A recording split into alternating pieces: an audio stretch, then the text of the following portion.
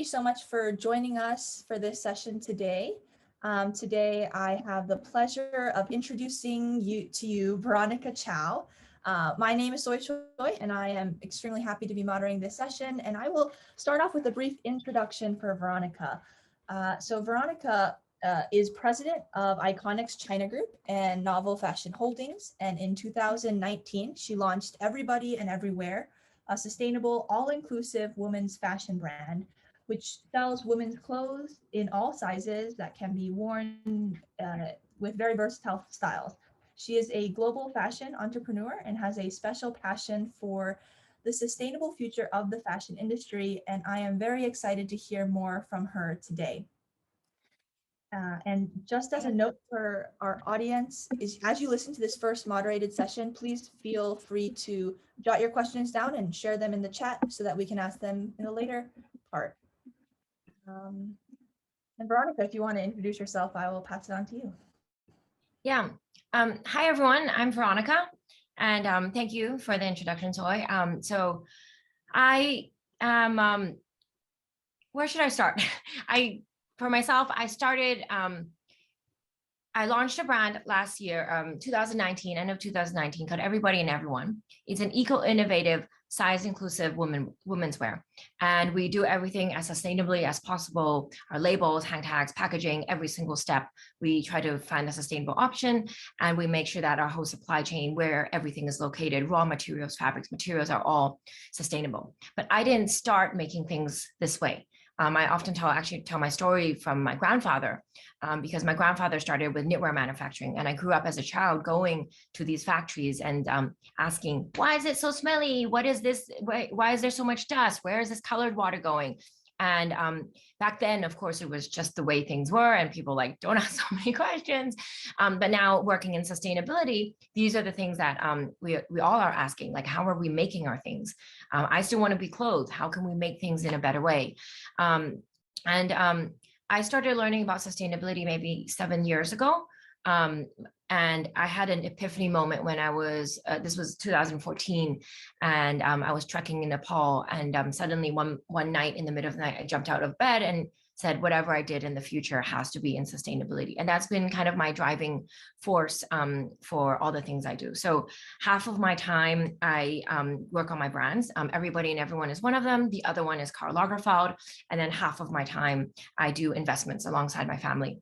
And in the investment side, my family does tech investments and all sorts of fund investing, but I'm always the one that says, guys, we have to do more in sustainability. We have to look at innovation and technology that helps solve the climate crisis. Yeah, and that's kind of what my day-to-day is.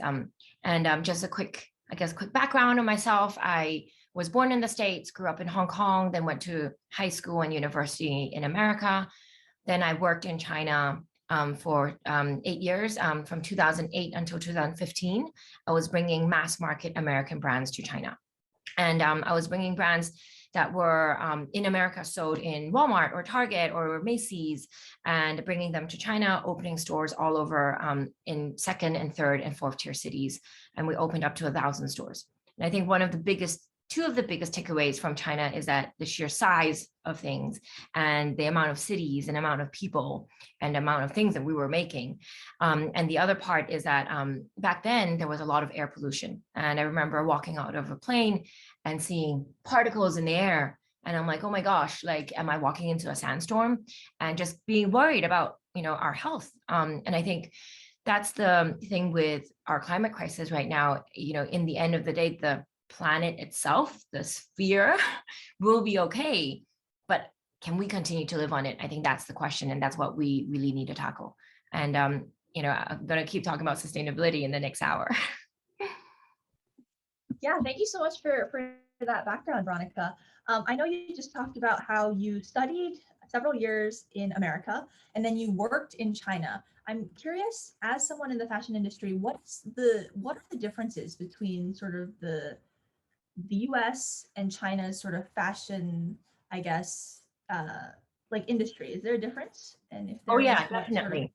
Definitely. So I think one of the reasons why I decided to bring brands to China at that point in time, one, it was, of course, the opportunity came about, but I also thought that it was a great chance because back in 2008 to 2015, at that time in China, there was a lot of kind of fake brands. So some of my business partners, one of them was called La Chapelle, they're trying to be a French. One of them is called Euromoda, and they're pure Chinese. And I think these names speak a lot. And another partner, they put ABCDs together and make up words, and they want the foreign thing. So at that point in time, China definitely wanted to learn a lot from the West, and I thought that was a great opportunity for some of these American brands that have a lot of history and a lot of heritage to be brought to China. But once we started doing it, there was a couple of things that we've learned. In America, a teenage girl would be very comfortable wearing spaghetti strap tank top. In China, maybe they would wear that as an underpinning and be a little bit more covered. The length of mini skirts were different. Sizing was also different. So there's definitely clothing and cultural differences in the two places.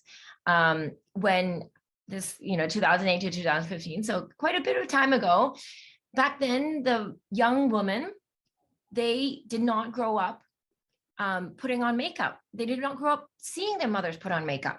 But in America, a 3-year-old, 5-year-old girl, they'll be playing with my mom's makeup, and we've seen it in movies where they draw and make themselves look like a clown.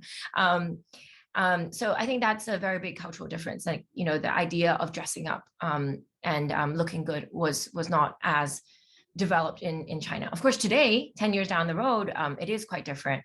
And there's a big market for it. But I think between China and US, there has been stylistic and cultural differences. Now there is as well, because, China has been a bit more influenced with the Korean styling. But then I think the biggest difference at this very moment is the ways of selling. China currently does a lot of live stream selling, which is not something that has really picked up as much in America. And I think, the type of products that are sold and the methods of selling, the convenience that is in China in terms of ordering things, it's a little bit, it's different than what's happening in America. But it's interesting to keep an eye on both markets and see what happens. And technologies from both places gets crossed over. Yes, for sure. I completely agree. And I'm actually wondering, what your sort of college major was and what sort of impact your college experience had on the work that you're doing right now between these two, I guess, Eastern, Western parts of the world. Yeah. So I studied communication and business in university. I went to USC. And I think I also took a year off and I studied in Beijing. So I was in Tsinghua University for a year. And anyone who is still in school, I know it's a little bit difficult with COVID right now, but if you have a chance to do a study abroad, highly, highly recommend it. Whether, for people in high school and university, because once you start working, you don't get a couple months or half a year to go to a new place and really experience it. So really, that's one of the biggest advice I give to people still in school. But the other thing is, I think I grew up in Hong Kong where we didn't, I kind of fought, like, I didn't want to learn Chinese. I didn't want to learn Chinese history. But when I started studying in America, my heritage became a bit more important and I'm a bit more curious about it. So even starting high school, it was important for us to celebrate Chinese New Year when we were in high school, and same in university. And I think, and as I grow up, as I start working, it's great to really have a more global view of the world. I think, it's good to have different experiences. I wish I did even more study abroad when I was in school. Yeah, for sure. I've heard that from several people that study abroad in your college years is such the benefit that you should take advantage of. But yeah, on the note of family, I'm curious as to, I know that your brothers are involved in like the tech industry, but sort of how has your family like sort of sculpted the work that you do? Yeah, so my mother was a fashion designer before I was born. So in terms of style and fashion, there's always been an influence from her. But more on the business side, my grandfather started with knitwear manufacturing, and my father has been involved in various brands in America. So he's really been my mentor in terms of doing business.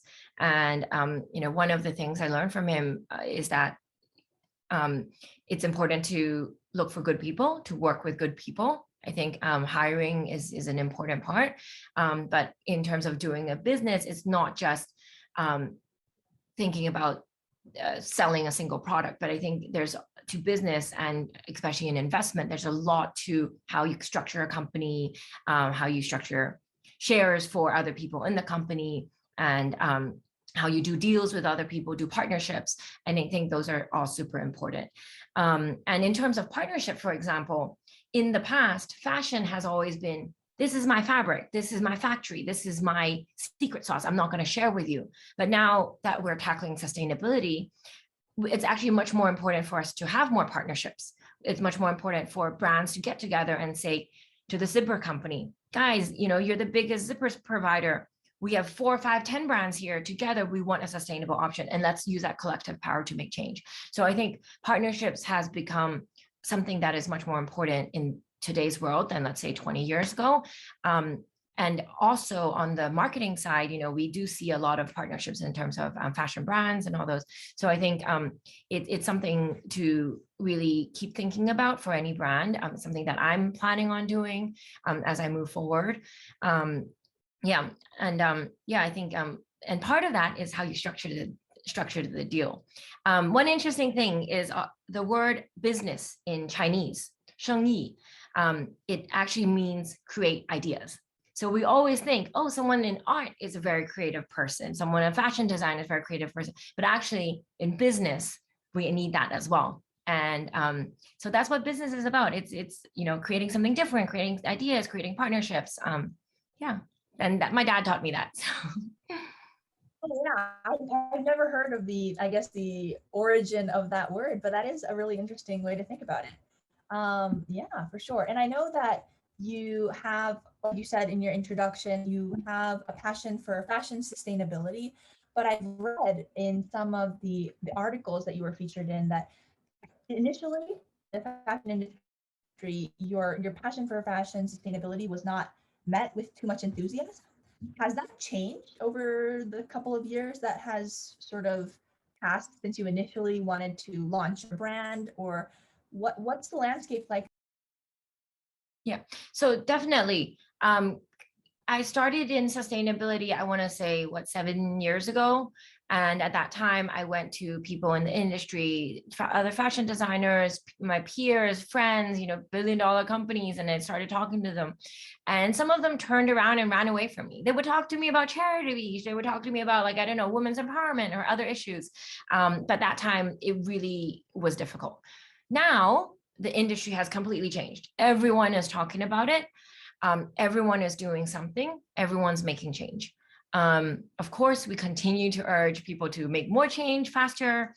But definitely, I would say most brands are being aware of it. And I think part of it is a lot of entrepreneurs and startup companies that are bringing something new to the market and showing the big brands, the brands that have been around for 10, 20 years that, oh, there's another way to do things. And I think there's also, all these brands are pushing the industry in a good way. The media is talking a lot about it. So it's definitely hopeful. Yeah. Yes, for sure. And I think that is really positive news to hear. What do you believe are the most important action items for individuals like us to contribute in this effort towards fashion sustainability? Yeah. So specifically on fashion, I would say if you have an event, someone's wedding or a birthday party, even a special nights out or something like that, you want to buy something, go rent, go buy secondhand, go buy vintage. And that's one of the reasons for my brand. I'm doing everyday wear. I'm really trying to make clothes that can be worn many, many times. I have a pair of our best-selling trousers called a little in the lot pant. It's made from fermented sugar from agriculture waste, but it's adjustable at the waist and also adjustable at the length. So if you're like me, I fluctuate month on month, on my size, I can still have just one pair of pants. If I wear high heels or flats, I can adjust the length. I can wear one pair of pants. But if I'm going to an event, then I'm going to go buy a vintage something. Like my earrings today is vintage. I think depends on what you buy. And then for our brand, for example, I have a puffer jacket made from 330 recycled plastic bottles. It is, you can zip it off and wear it as a short jacket. So in the fall, you can wear it, but you can also have the piece below where it becomes a long coat, and you can wear it in the blizzard winters of New York or Boston. Yeah, definitely when we kind of make our products, we think about how a person can wear it in multiple ways or style it in different ways. One styling tip I do a lot is like for my shirts, sometimes I tuck it in, sometimes I tie it in the front or wear a tank top under. Like, I think a shirt actually can be very versatile. So we do have some of these products. But yeah, I think we try to also keep things out of the landfill. Our brand, we do have a recycling program. So if anyone wants to recycle, you can send it back to us. We can help with recycling. When we design our clothes, we try to think about the end of life. We're not 100%, but we're definitely working towards doing even more. On the side, I've invested in a sneaker company called Thousand Fell. They're the world's first circular sneaker. And that sneaker, when you're done with it, it's a white sneaker. The first product is a white sneaker. So, after a couple months, even if you clean it up, keep it, it might get pretty old if you wear it all the time. Then you can send it back to them and they can recycle it into a new pair.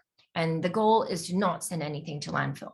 And I think that's not just for, that's not just for fashion, but I think for our everyday lives, we try to reduce waste as much as possible. Yeah, I think that sounds fantastic. And some of the products that you just shared, I am not super familiar with, but it would be wonderful to see that sort of used more globally.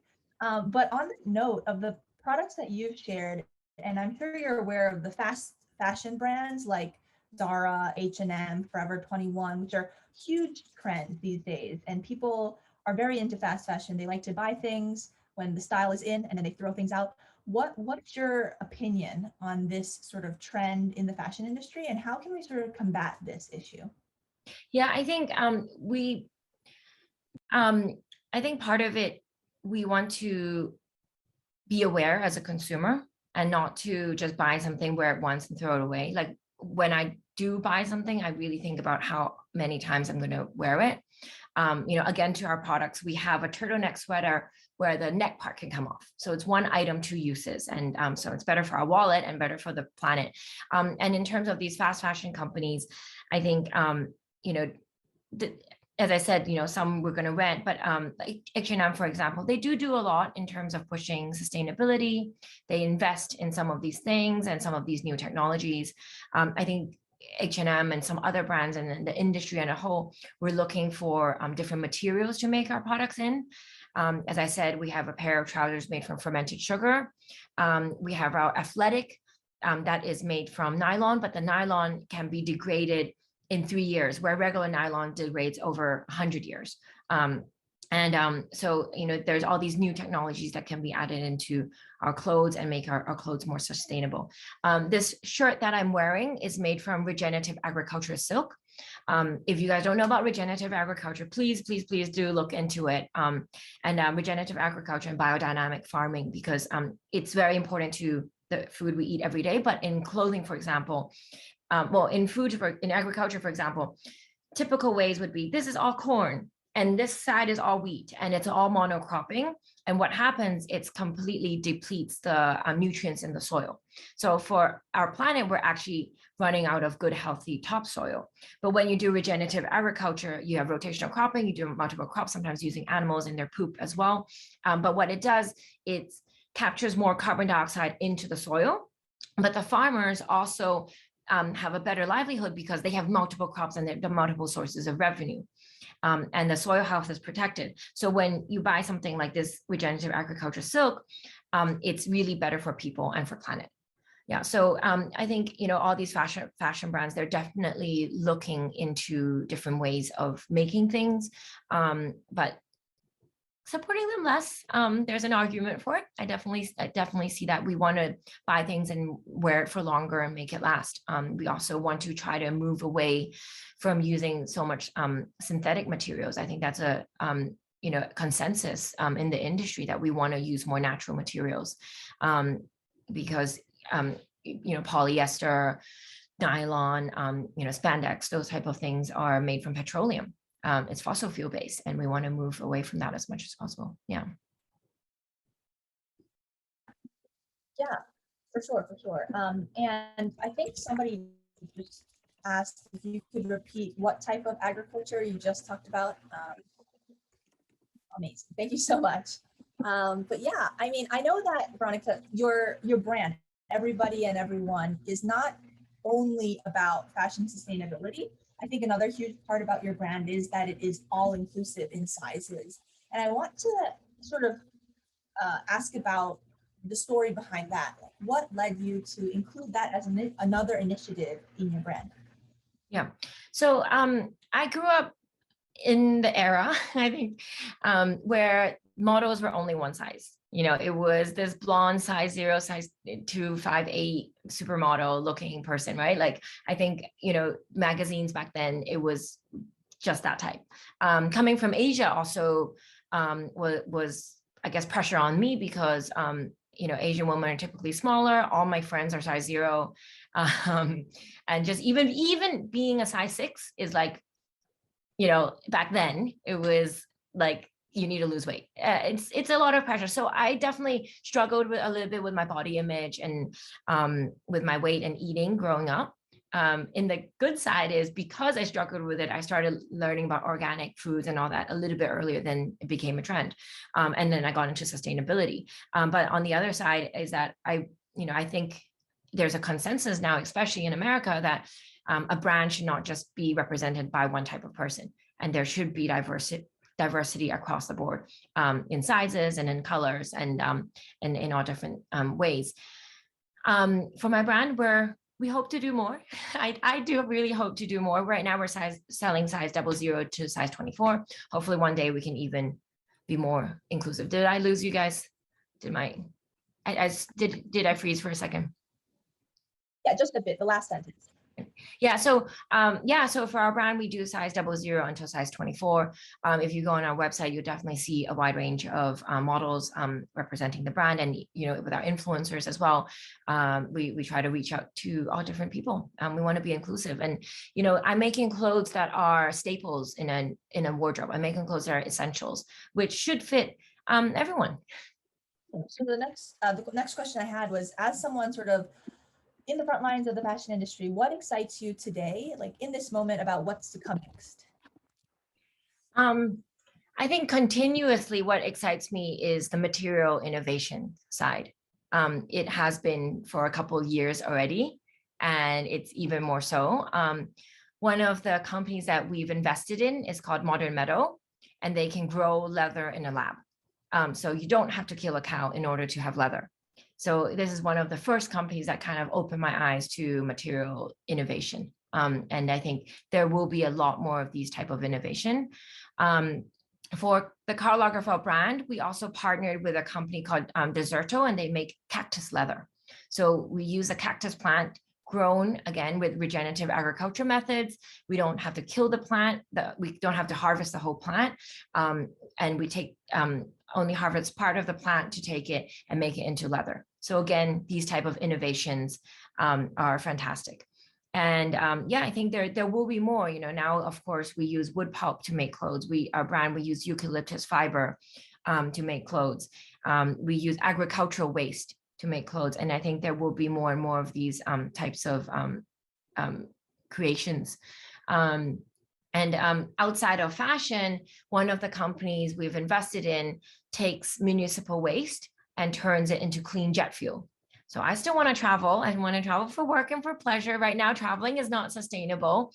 So when I heard this, I was quite excited. And the way they do it is takes our everyday trash, where, you know, if a person, you know, just throws their food and their not recycled stuff all mixed together, hopefully everyone that sorts their trash. But when people do that and it ends up in landfill, then they can take it and use a method, not by burning, but a method to turn into jet fuel. And that has an 80% carbon reduction in terms of compared to regular fossil fuels. So I think, these are the innovations that really excite me. And it's not just in fashion. I think across all different industries, we're seeing this. Yes, for sure. And I completely agree. There's so much in our daily lives that we can sort of be more cognizant about to definitely help in the efforts. I guess we're almost to the 30-minute mark, so this will be my last question. But I'm just curious you have projects that you consider unfinished business, like projects you want to return to, things you haven't actually had the chance to get to yet? There's some urgency now. Like, what are your next steps? Yeah, I think well, I'm still in my early days for my new brand. I think there's a lot of things that I still want to do. And again, on the material side, there are companies that I've met maybe 3 years ago, and they started in the lab, or technologies that are still in the lab or on the brink of commercialization. So I think that's what's really next. Like, how else can we make clothes? What else can we use to make clothes? And I think that there's definitely innovation. One of our biggest problems in the world right now is plastic. Plastic in the form of plastic bottle, plastic in the form of our sports clothes, polyester-based clothes. And we need to find a way to replace it. There's no one clear replacement. There seems to be some slightly better options, bio-based materials and all that, for food packaging, but we're not quite there yet. So I think both on the investment and the brand side, that's what we keep looking for. We keep supporting scientists to help us figure out what's going to be better out there. And there is. And, one of the other things, I've made a tiny investment in a company that does laundry detergent. So for clothes, and we need better ways to wash our clothes, because the conventional brands that are out there, that the brands that we grew up with, are very toxic to the world. There's a lot of chemicals that are bad. So this company that I invested in, called Dirty Labs, they use an enzyme-based formula for the laundry detergent. We use much less than what's the big red cap that we're used to, and it's much better for the world, and it works really, really good. I use it on my carpet sometimes too. But I think these are the innovations that we know that this brand Dirty Labs is cleaner than so the so-called clean brands that are on the market.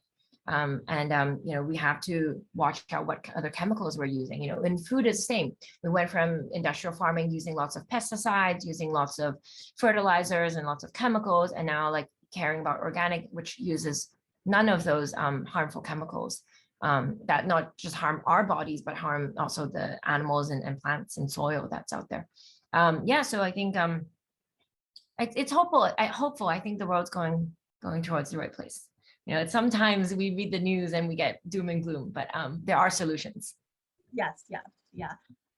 That's a positive note, and I think that's a great place to sort of move on to our live audience questions now. We have a lot of questions that have come in. I'll just sort of ask them in the order that they have come in. But our first question is from Joseph Brake.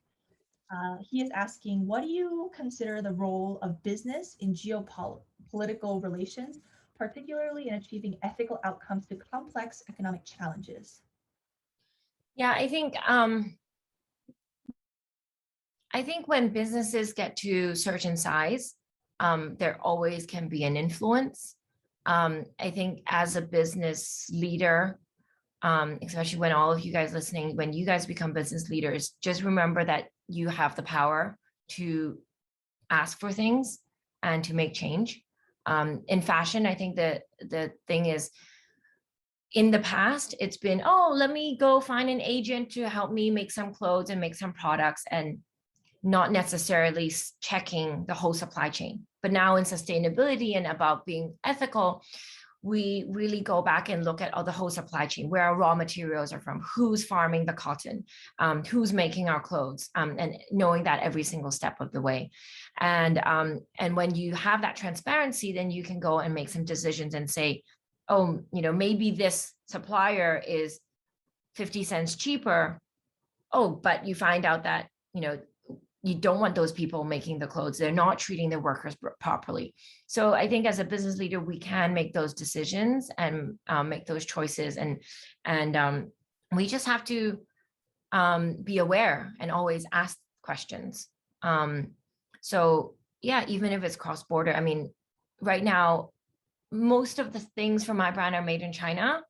I've tried to make a little bit more in America. Some of the products can be done. Some of the products, like I can do a t-shirt in America, I can maybe do denim in America, but for a nice shirt or something, it's still a little bit better to do it in China. So, I can make these decisions. but I also go and ask where everything is from. And it's always about asking the questions and learning. And same for regular day, everyday consumer. Like when you buy something, look at the labels. What is it made of? Like, is it just cotton or is it organic cotton? And ask those questions. And yeah. Awesome. Thank you so much for that. Our next question is from Ruchika Buyan. What is your source of inspiration to perpetually innovate for sustainable production of clothes? Where do you derive your ideas from? I think, I don't know where I get my inspiration. I think I just get excited because there are cool things out there.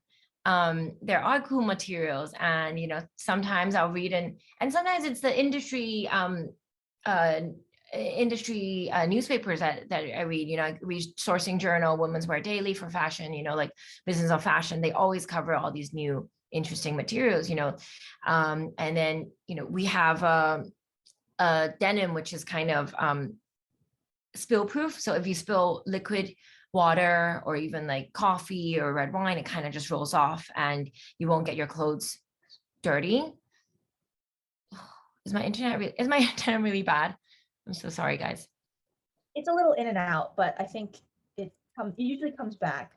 Yeah, I don't know why that's happening. I'm sorry. Yeah, so I think I just get excited when I see these new innovations. Yeah, I think all the different brands are looking for things. And, I think I'm pretty much on the pulse of what's new and what's innovative. And then sometimes I read about something and I'm like, oh, I don't know about it. Let me call up the company. Let me ask someone to introduce me or something.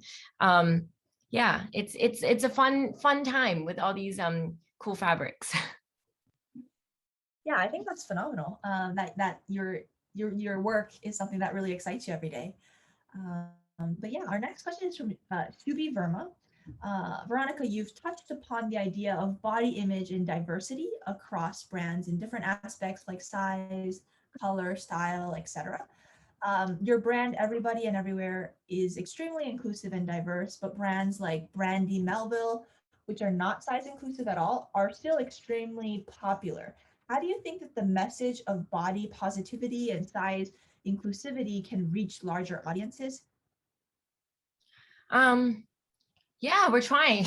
we're trying. I think to be really honest, I think there is a layer of difficulty of doing multiple sizing.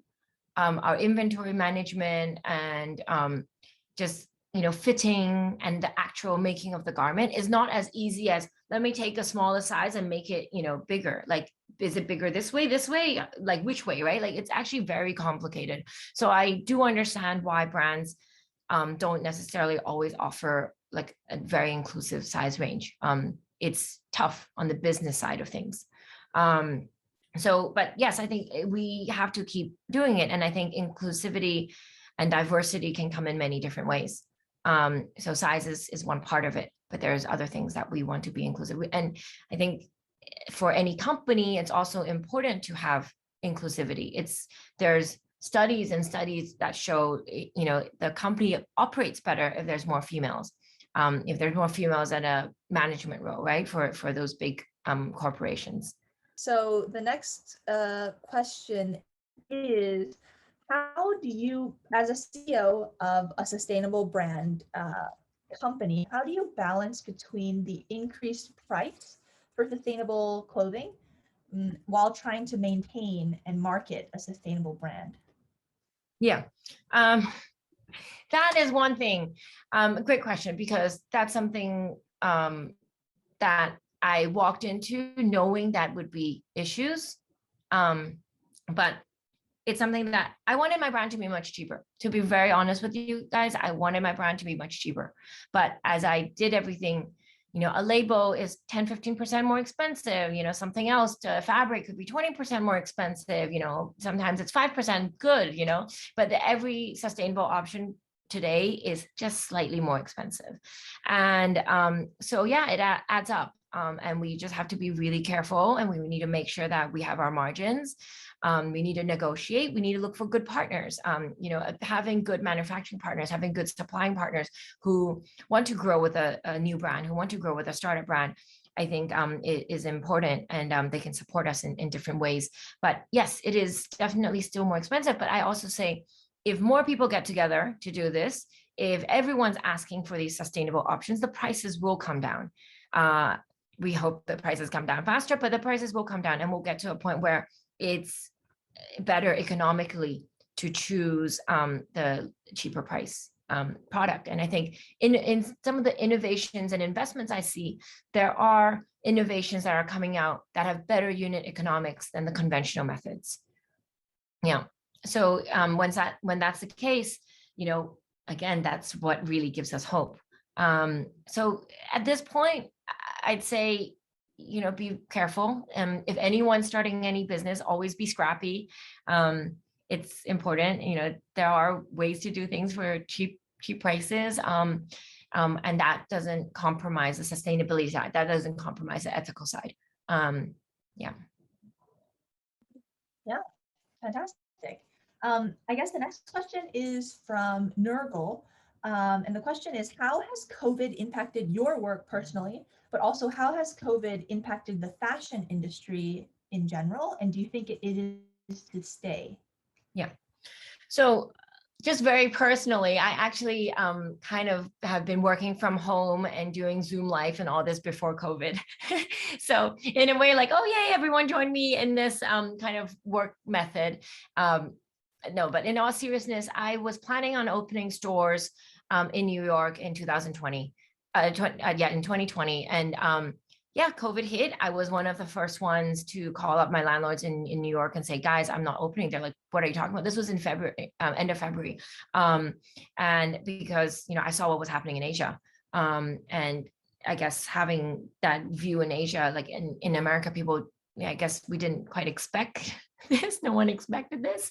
But yeah, so my plans have definitely changed in terms of how I'm growing my brand. So just have to adapt. The other part is the industry on a whole, I think, has gone a lot more to e-commerce. There has been so many more packages that are delivered globally. And e-commerce has boomed a lot. For the Karl Lagerfeld brand, for example, we were very much retail driven, mainly in Europe, but e-com has grown tremendously during COVID. This is going to stay. Like, people are going to buy even more online. China, for example, people before COVID already bought a lot online. And I think US after COVID is going to kind of catch up to those levels. But then one of the things, back to sustainability, I tell my friends is, especially if you're buying fast fashion online, try not to buy multiple sizes and try it at home. Because a lot of times when you return things, we think that, oh, we return, they're going to put on that website, someone else is going to buy it. But what happens is, especially with a fast fashion item, it's more expensive for it to be shipped back, more expensive for it to go into reverse logistics in a logistics center. And then by the time it gets returned, we might not buy it right when the product comes out. We might not buy it, and it takes time to ship to the consumer. We might not return the product right away. But when the product gets back to the brand, they're like, oh, this product's already on discount, or maybe it's not even on the website anymore. So what they do is then, unfortunately, in the good case, go to an outlet, but in the bad case, it actually just gets discarded. So a lot of our returns actually get discarded. And, in the investment side, I'm looking at companies that do 3D technology, which helps us visualize what sizes fits our body better. There can be avatar, you can put your size in and it can see if you're small, medium, large for that particular item. So we don't have to buy multiple sizes and try it at home. And I think, again, technology will come in to help us reduce some of this waste. But I think e-com is definitely here to stay, and to stay in different forms. And there's going to be more ways of buying e-com. Hopefully there's more people looking into the logistics side and how we can make that part much more sustainable. What are your thoughts on this? How can an individual go about this, I guess, conflict between pricing versus them wanting to contribute to this effort in sustainable fashion?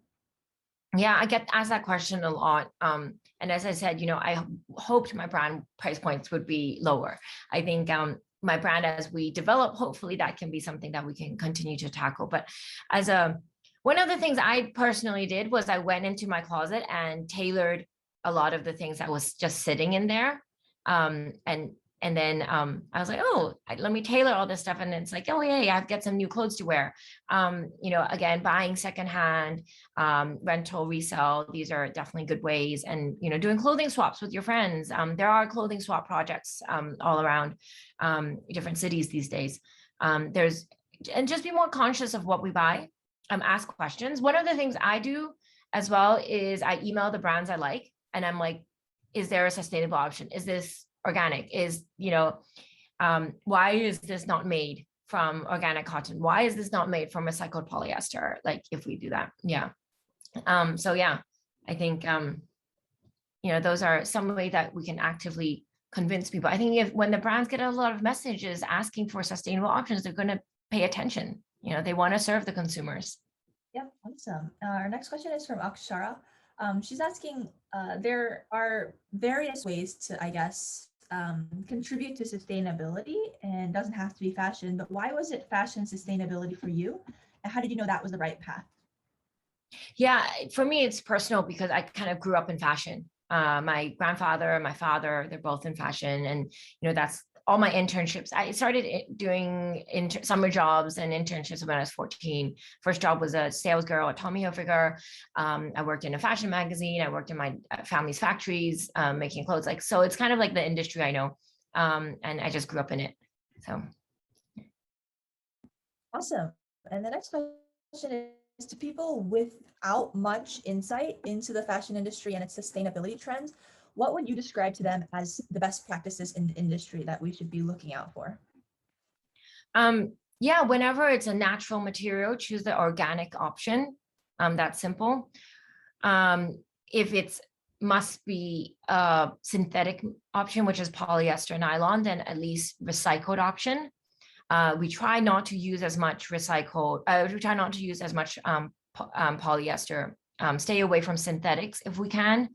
And if you wash your clothes, there's a bag that's also available on our website called the Guppy bag, Guppy Friend bag. And what it does is you put your sports clothes, like your yoga pants and gym clothes, all in there, because those are all synthetic materials. Every time you wash it, there's little microfibers that come out, and that bag captures the microfibers. And so our current washing machine, our current water system does not filter out these microfibers that end up in our oceans. The fishes just open their mouths and they're consuming it, and then we eat the fish, which is bad, or try not to eat fish. But yeah, definitely when you wash your clothes, use the microfiber bags. Yeah, for sure. That is definitely, I think these things are, we don't really recognize these in our lives, but for sure, I think that is very important. Next question is from Tanutri Goal. Any advice for entering the fashion field? I think it's tough. It's a very tough industry. People work very long hours. There's a lot of details. It can be very tedious. And, of course, especially in the past, the fashion industry has been so glamorized, like clothes and beautiful people and parties and all this, and now expression of individuality. And there's, on the outside, it seems very glamorous, but the truth is, if we ask anyone who works in fashion, people work very, very hard and not necessarily getting the best pay, like long hours. So yeah, just first of all, keep that in mind. But I think the industry now, it's I think with any industry, get experience, work and do internships, while you're still at school.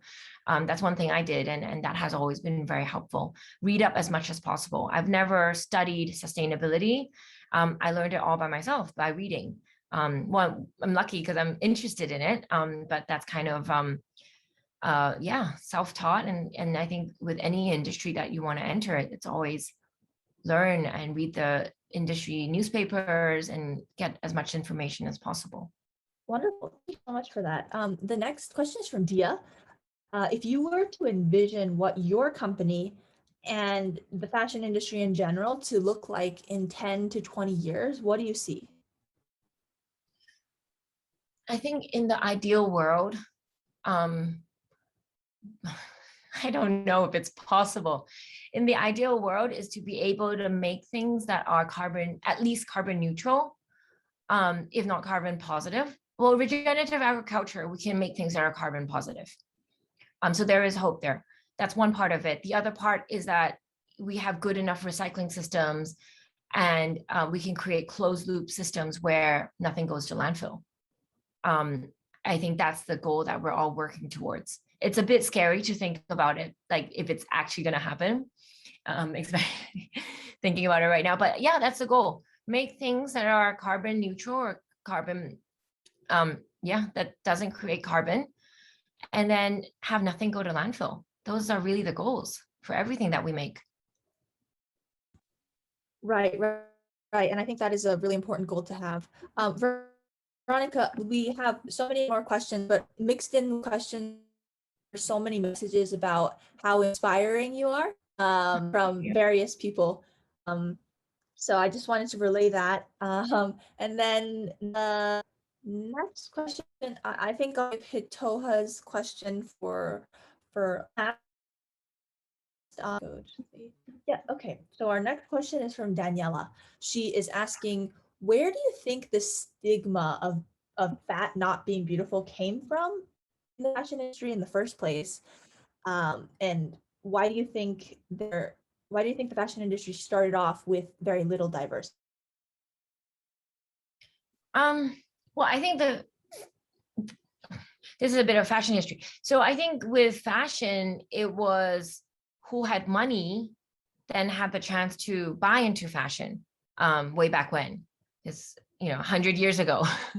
And I think back in the day, the world was not equal. I think it's places like England had more money, and certain people in England had more money, and obviously they were all white, or same in France, and so that's where it kind of originated, right? And that's also why Chanel also is such an icon, because well, first of all, she was female doing this versus a male designer, and she was kind of pushing for not the typical dresses type of way of wearing, and boxier shapes and all that. So yeah, that's how fashion came about. But one of the other interesting things is when men designed clothes for women, this was really not modern day clothes, but men started taking out pockets. They're like, oh, women, they don't need pockets. I want to sell a handbag, so I'm going to make them a handbag. And they take out the pockets in the women's clothes. And what has happened is, as time evolved, even in, let's say, the 70s, 80s, men were designing clothes for women, and they also did not consider having pockets. So one of the things in my brand is that I don't like to bring a bag. Why do men's, blazer have so many more pockets? Why are my pockets fake sometimes? Why are my pockets small? So in my brand, I made sure all our products have pockets, and massive ones.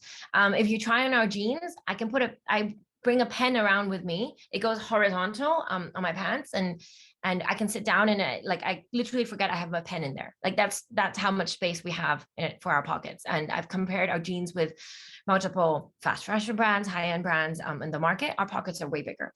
And that's because I want to put my stuff in there. I want to put my phone in my clothes. I don't like to always carry a handbag. And so, yeah, I think, democratizing pockets is an important thing. I want to make sure my dresses and my skirts have pockets as well. But, when men design it, sometimes they don't think about that for us. Yeah. So. Right, right. Yeah, the pocket dilemma I have also had, and I'm sure so many people in the audience relate as well. But yeah, that's interesting that you actually went around and actually compared the sizes though. Yeah, I've always felt they were small though. Yeah. And same for sports clothes. Like, I need my leggings to have pockets. Yeah. Right. Yeah, the fake pockets get me all the time. But yeah, our next question is how do brands that are already built on the principle of cheap, fast fashion clothing adopt expensive, sustainable production techniques? Yeah. I think the first part there is, I hope that the way you ask the question will not be the truth as we develop. Like, sustainable ways of making things, hopefully, is not always the more expensive way of making things. And I think we are going toward that. H&M does have some stuff which are consciously made, and H&M are changing their supply chain to use more renewable energy. The prices of renewable energy is coming down versus for solar panels, let's say from 10 years ago. So we will get to the point where we can make things in a sustainable way. I think for those brands, there's one way to do it. Let's say they know how much organic cotton they need versus regular cotton. Instead of buying it in a small amount, you buy it in bulk. Every time you buy things in bulk, prices can be cheaper. So it's a little bit of better planning. It's a bit of using, let me find one fabric that is sustainable and that can be used not just for one or two styles, but I can use it for a bigger part of the whole line and the whole collection. Therefore, again, you can buy in bulk and lower the prices. So there are ways of doing it. Yeah. And, working with other brands and say, oh, we also want this label that is a sustainable option that's made from recycled cotton or recycled paper for this label. Can we bulk buy together? Again, bulk buying prices can come down. So asking every factory. Oh, actually, on the factory side, this is important because let's say a fabric mill that makes a fabric, if they start monitoring how much electricity they use, they will end up saving electricity. That means lowering cost. That actually is better for sustainability. If they look into how much water they use, same thing, just add a water meter, as simple as that. They might be able to save water on both usage and on cost. There are programs out there. There's one called Clean by Design, which is by NRDC in America, I think. Yes, NRDC. And they've been around for quite, I want to say 10 years or so, but they go to factories in China and say, hey, here's 10 steps of what you can do that would make your factory much more sustainable, but also help you save money. You invest a certain amount today, but within a year, a maximum a year and a half, you will make that money back and you will have extra cost savings in the long run. So sustainability can be better in terms of the cost and the money side. There could be wastewater treatment, there could be anything that could be reused, any cutting floor scraps can be saved up and then sent to someone else for recycling. And, you might get a bit of money from trash, from waste. Yeah. So, yeah, it seems like for sure, there's so many options and it looks like just a lot of action that needs to be happening across the board. I think, wow, we are almost at the hour, but last question, Hitoa, what last message would you give to future generations? Maybe some tips for our upcoming lives. You are such an inspiration for me. Let's not do future generation. Let's do current generation, all of us. Every time, whatever we do, every single step of the way, ask, is this a sustainable option? Is there a better option? Whether, I do that in my business all the time. My team shows me something and I'm like, is this the most sustainable option? It could be shipping, it could be packaging, it could be whatever. Like, if we have the choice, then make the choice. And in our day-to-day lives. And then when you have time, send a couple of emails to your local politicians, send emails to the brands that you like and ask them for the sustainable option. It's really a time where we all need to work together.